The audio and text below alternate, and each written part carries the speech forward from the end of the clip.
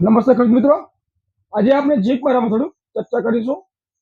ઝીંક એ દરેક પ્રકારમાં પાકની અંદર યુઝ કરીએ છીએ આપણે. મગફળી હોય, એરંડો હોય, કપાસ હોય કે દાડમ હોય વગેરે વગેરે બધા પાકની અંદર આપણે યુઝ કરીએ છીએ. તો આપણે કયું ઝીંક યુઝ કરવાનું કે કયું ન કરવાનું તે ખેડૂત ડિપેન્ડ કરે છે. ઘણી બધી કંપનીઓના ઝીંક આવે છે. આપણે સરસ રિઝલ્ટ આપતું હોય તે આપણે યુઝ કરવાનું. તો આપણી પાસે એક સરસ મજાનું ઝીંક એટલે મલ્ટીબેસ્ટ કંપનીનું સૃષ્ટિ ઝીંક તે આપણે યુઝ કરીએ તો સરસ મજાનું રિઝલ્ટ આપે છે. તેનો ડોઝ પર એકર અને 5 કિલો છે ડોઝ.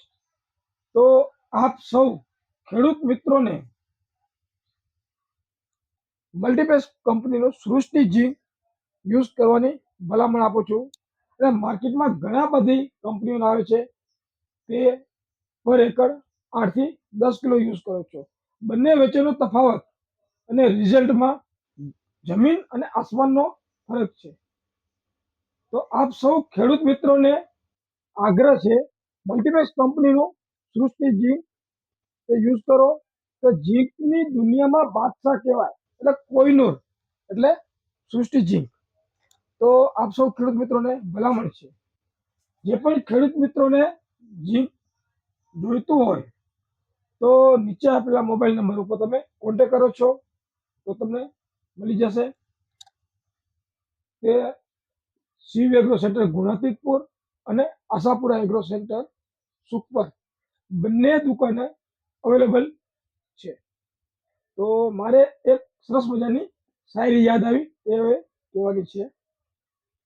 ચલતી હે गाड़ी